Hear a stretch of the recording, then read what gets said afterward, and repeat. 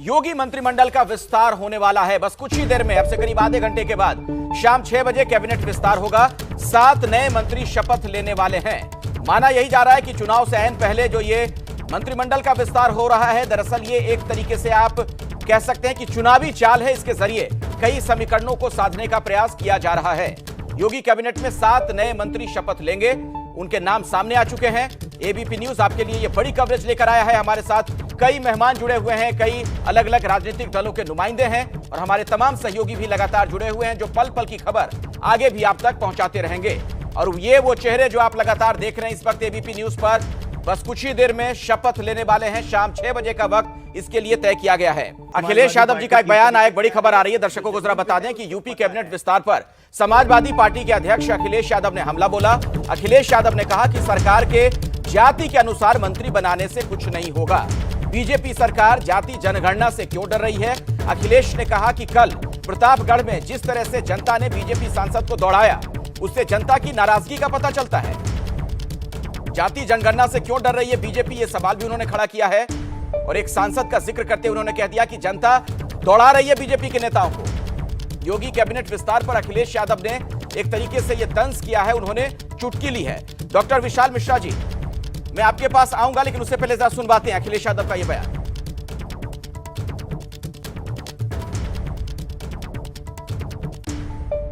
तो बस कुछ ही देर में आपको सुनवाएंगे अखिलेश यादव ने क्या बात कही है। आपको बता दें कि बस कुछ ही देर के बाद कैबिनेट का विस्तार होना है। 7 नए मंत्री और शामिल हो रहे हैं योगी कैबिनेट में, और इसी पर अखिलेश यादव ने यह बात कही है।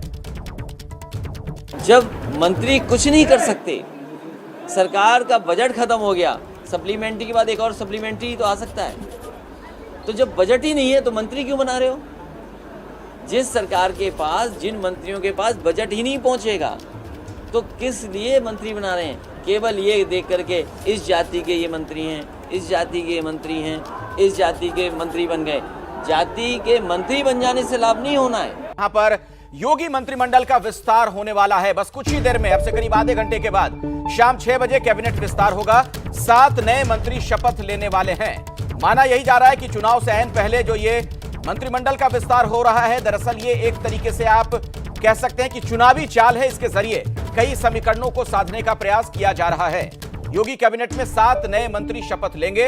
उनके नाम सामने आ चुके हैं। एबीपी न्यूज आपके लिए ये बड़ी कवरेज लेकर आया है। हमारे साथ कई मेहमान जुड़े हुए हैं, कई अलग अलग राजनीतिक दलों के नुमाइंदे हैं और हमारे तमाम सहयोगी भी लगातार जुड़े हुए हैं, जो पल पल की खबर आगे भी आप तक पहुंचाते रहेंगे।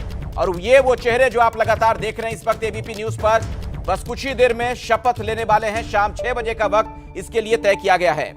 मेरे साथ जो तमाम मेहमान जुड़े हुए हैं उनसे भी जरा बातचीत कर लेते हैं। और डॉक्टर विशाल मिश्रा जी, आपके पास में आना चाहूंगा। ब्रेक के पहले अगर आपने सुना हो, सुप्रिया सिनेत का साफ तौर पर यह कहना था कि इससे कुछ होने वाला नहीं है।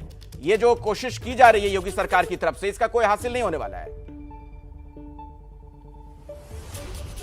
तो विशाल जी से शायद संपर्क टूट गया। धर्मवीर चौधरी बीएसपी के नेता है। धर्मवीर जी। जी अखिलेश जी, क्या होने वाला है? देखिए अखिलेश जी, हाँ, ये वोटरों को लुभाने और उनके साथ छलावा करने का एक षड्यंत्र है योगी आदित्यनाथ जी का। और उत्तर प्रदेश में बहुजन समाज पार्टी की ताकत से ये घबराए हुए हैं। अच्छा, आज उत्तर प्रदेश में बहुजन समाज पार्टी की नेता, परम आदरणीय नेता बहन कुमारी मायावती जी के लॉ एंड ऑर्डर को और उनके द्वारा किए गए विकास कार्यों को प्रदेश की जनता याद कर रही है। जब ये 4.5 साल में कुछ नहीं कर पाए योगी आदित्यनाथ जी, तो ये 7 मंत्रियों को शपथ दिला करके क्या साबित करना चाहते हैं? अभी कुछ दिन बाद आचार संहिता लग जाएगी। इनको तो डिपार्टमेंट के अधिकारी जो है पत्रावली भी प्रस्तुत नहीं करेंगे इनके सामने। तो ये जो इन्होंने अपना मंत्रिमंडल का ये जो सुगुफा छोड़ा है मंत्री बना करके, अभी तो बनाए नहीं है लेकिन बन जाएंगे, तो ये दलित समाज के लोगों के साथ में, ओबीसी समाज के लोगों के साथ में, नहीं इसमें मैं खासकर कहूंगा ब्राह्मण समाज के लोगों के साथ में धर्मवीर जी, बहुत बड़ा धर्मवीर चौधरी जी, तमाम बातें आप कहिए, छलावा कहिए, गुमराह करने की बात कहिए, लेकिन आपने मंत्रिमंडल विस्तार को साजिश कह दिया।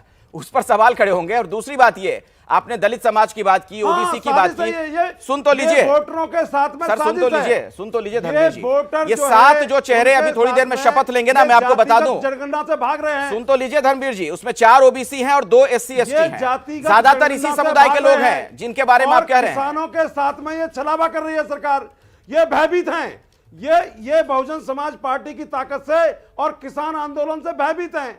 आज उत्तर प्रदेश में 25 रुपए बढ़ाया गन्ने का मूल्य का, जो मुझे सूचना मिल पा रही है। ये दोगुना करने के लिए आए थे उत्तर प्रदेश में, इस देश में किसानों की आय को। ये 25 रुपए बढ़ा करके क्या साबित करना चाहते हैं? चलिए मैं इस पर एक टिप्पणी प्रदीप सिंह जी से ले लूं पहले। प्रदीप जी, क्या ये भय की वजह से मंत्रिमंडल विस्तार हो रहा है? धर्मवीर चौधरी जो कह रहे हैं बीजेपी में किसी तरीके का कोई डर है, इस वजह से मंत्रिमंडल विस्तार हुआ? देखिए अखिलेश जी, इस पूरे विस्तार को जो है वो संपूर्णता में देखना चाहिए।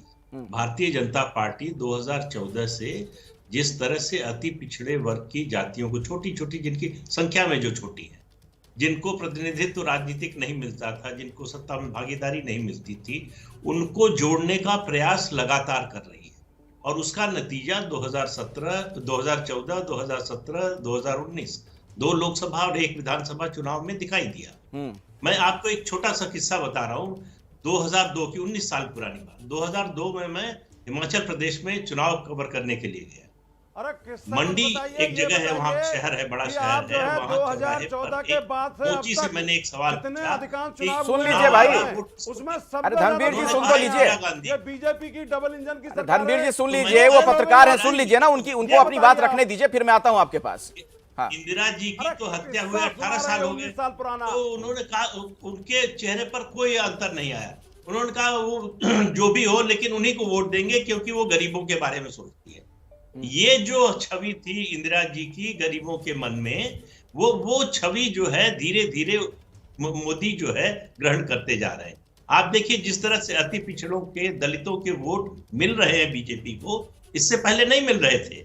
2014 से पहले बीजेपी मूलतः सवर्णों की, और कभी कभी कोई भावनात्मक मुद्दा आ गया तो और जातियां उसमें जुड़ जाती थी।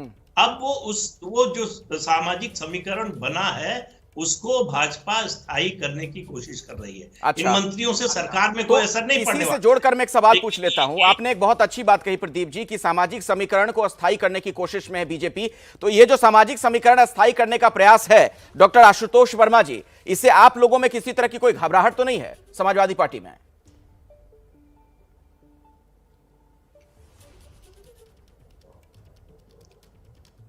नहीं, बिल्कुल घबराहट नहीं है। और मुझे लगता है कि 2019 के चुनाव के बाद से भारतीय जनता पार्टी लगातार सभी जगह, ज्यादातर राज्यों में चुनाव हार रही है। 19 में आंध्र प्रदेश हारी, उड़ीसा हारी, महाराष्ट्र हारी, झारखंड हारी, 20 में दिल्ली और लगभग बिहार हारी, 21 में केरला, तमिलनाडु, बंगाल हारी।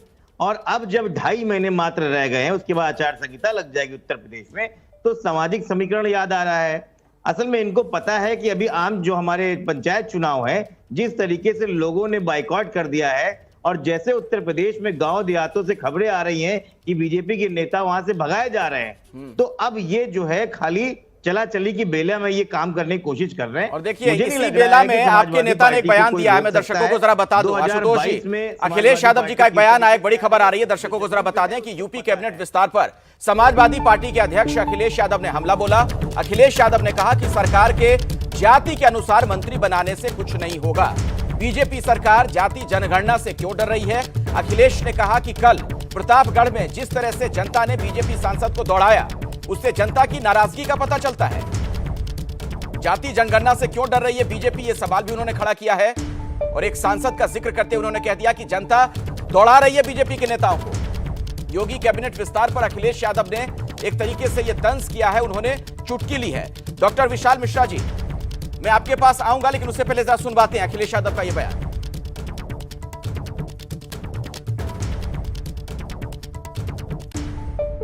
तो बस कुछ ही देर में आपको सुनवाएंगे अखिलेश यादव ने क्या बात कही है। आपको बता दें कि बस कुछ ही देर के बाद कैबिनेट का विस्तार होना है, 7 नए मंत्री और शामिल हो रहे हैं योगी कैबिनेट में, और इसी पर अखिलेश यादव ने यह बात कही है।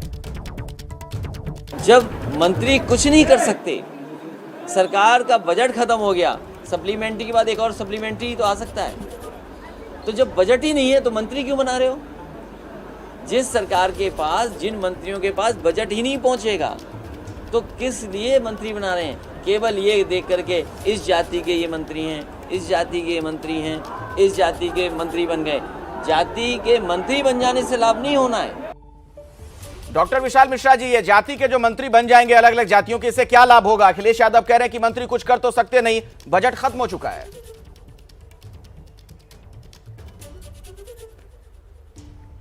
देखिए अखिलेश जी, भारतीय जनता पार्टी इसीलिए कही जाती है पार्टी विथ ए डिफरेंस।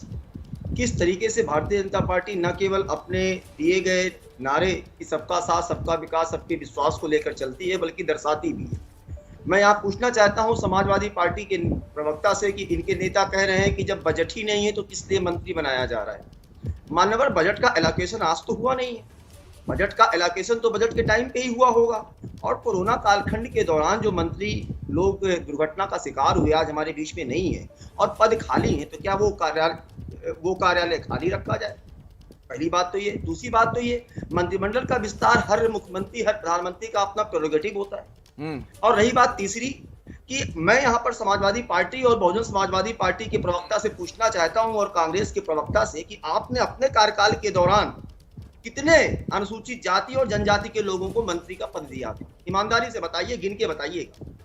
तो देखिए क्या है ना कि तो सुप्रिया श्री ने तो आपको बता देंगे कि पंजाब में तो हमने मुख्यमंत्री ही बना दिया अनुसूचित जाति से। द्वारा बने बनाए एजेंडा को बढ़ा रही है। तो आज आप देखिए 15 मंत्री बनाए गए हैं, उन 15 में कितने अनुसूचित जाति जनजाति से हैं? जरा पूछ लीजिए कितने। How many are there? You can count on the number. Supriya जवाब देंगी, सुप्रिया श्री ने। शायद मेरी जानकारी में बोलिए सुप्रिया। कहने का मतलब ये है, 10 सेकंड हो, भारतीय जनता पार्टी ने, प्रधानमंत्री जी ने अब एजेंडे को, नैरेटिव को चेंज कर दिया। अब ना जाति की बात होती है, ना परिवार की बात होती है, और ना धर्म की बात होती है। आप कह रहे हैं जाति की बात नहीं होती, जाति समीकरण को ही तो साधा जा रहा है इसके जरिए। ये जो तमाम चेहरे इसमें शामिल किए गए हैं, इसके पीछे और क्या वजह है? चुनाव से एन पहले मंत्रिमंडल का जो विस्तार है। सुप्रिया आपको जवाब देना चाह रही है। सुप्रिया श्री ने बोलिए सुप्रिया जी। जाति पे शुरू हुई है और जाति की बात नहीं। आशुतोष जी आता हूं आपके पास। सुप्रिया बहुत देर से कुछ कहना चाह रही थी, जरा बोल लेने दीजिए। हाँ, मैं दो चीजें कहना चाहती हूं। 17 जगह भाजपा की सरकार है पूरे देश में, 17 प्रदेशों में। एक भी दलित मुख्यमंत्री है आपका? इसका जवाब नहीं होगा इनके पास। और मैं दूसरी एक बात बहुत इंपॉर्टेंट तथ्यात्मक कहना चाहती हूं। एनसीआरबी के डेटा के मुताबिक दलितों के खिलाफ सबसे ज्यादा अपराध बढ़े उत्तर प्रदेश में। सबसे ज्यादा दलित महिलाओं के खिलाफ अपराध हुए उत्तर प्रदेश में। हाथरस, उन्नाव, शाहजहांपुर सबको याद है। और एक बात मैं जरूर बोलना चाहती हूं, मेरे मित्र हैं जितिन प्रसाद, लेकिन उसके बावजूद बोलूंगी, वो एक ब्राह्मण चेतना मंच बनाकर घूमते थे और वो बात करते थे कि ब्राह्मणों के खिलाफ बड़ा साजिश कर रही है भाजपा की सरकार। अब क्या हुआ उस साजिश का?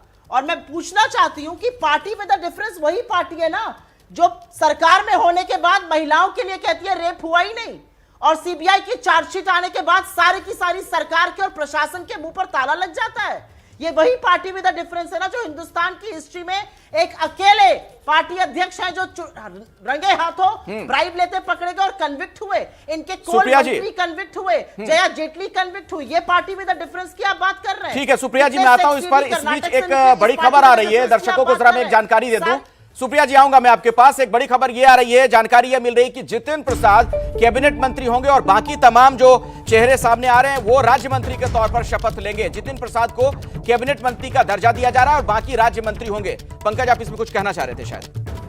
देखिए, जो अभी ये जानकारी आई है बिल्कुल सही है, क्योंकि जितिन प्रसाद का नाम थोड़ा बड़ा है, केंद्र में भी मंत्री रहे हैं और बाद बाकी आप जितने भी लिस्ट देखिए, धर्मवीर प्रजापति, दिनेश खटीक से लेकर संगीता बलवंत पहली बार विधायक बने हैं। और जो बात हो रही थी ना ब्राह्मणों के बारे में लेकर के, सही कह रही हैं सुप्रिया कि वहाँ पर ये ब्राह्मण चेतना मंच बनाकर एक मुहिम चला रहे थे। अब यहाँ आए हैं और जिस तरीके से कांग्रेस छोड़कर आए हैं तो उसका उन्हें एक तरीके से मान सम्मान और कह सकते हैं इनाम मिला है जितिन प्रसाद को। धर्मवीर प्रजापति जी हमारे माफ कीजिएगा, हमारे साथ यहां पर धर्मवीर चौधरी जी हैं, बीएसपी के नेता। धर्मवीर जी, आप लोगों में किसी तरह की कोई बेचैनी तो नहीं है जिस तरीके से जितिन प्रसाद को बना दिया गया, कैबिनेट मंत्री बनाया जा रहा है? सवाल मैं इसलिए पूछ रहा हूं क्योंकि ब्राह्मणों को सबसे अधिक साधने में आप ही लोग लगे हुए हैं। एक बार फिर से सोशल इंजीनियरिंग वाला फॉर्मूला आप लोग चलाना चाह रहे हैं। नहीं,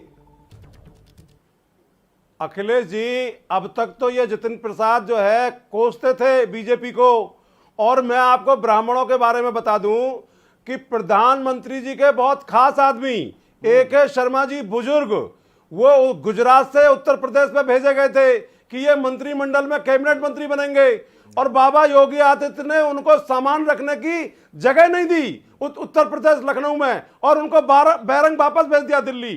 तो ये ब्राह्मणों का कितना हित कर पाएंगे जतिन प्रसाद, योगी आदित्यनाथ जी? ये किसी से छुपा नहीं है। आज उत्तर प्रदेश में ब्राह्मणों पर सबसे ज्यादा अत्याचार हो रहे हैं। 500 से ज्यादा ब्राह्मणों की हत्या हो चुकी है इस प्रदेश के अंदर। आज खुशी दुबे न्याय के लिए गुहार मांग रही है, और वो कह रही है कि मेरा कसूर क्या है ये बता दें। योगी आदित्यनाथ जी की सरकार उनकी जमानत तक नहीं होने दे रही है।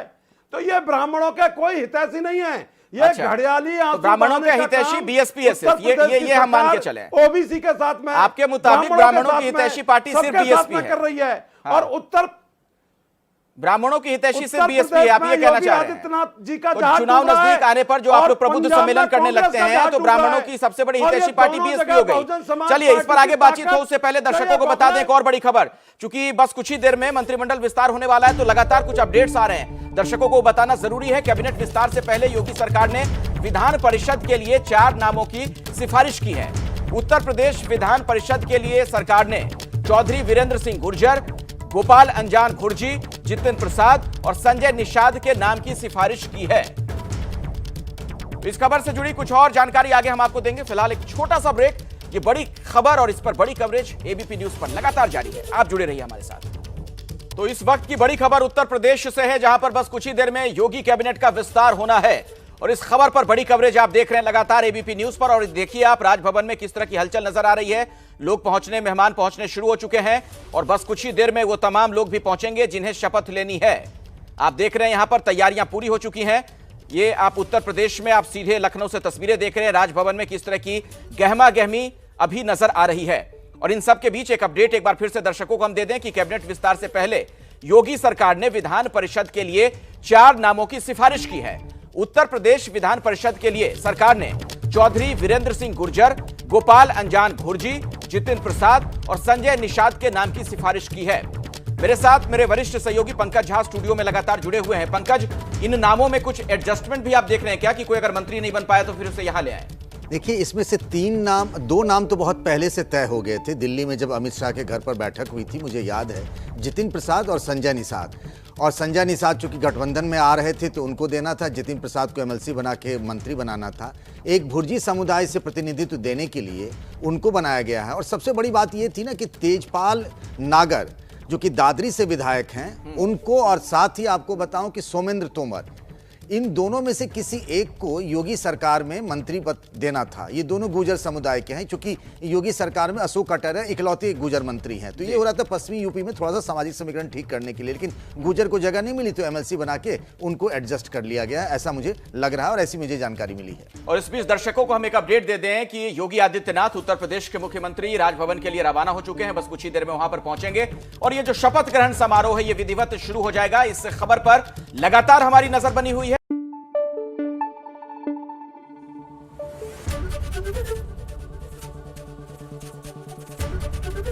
एबीपी न्यूज आपको रखे आगे।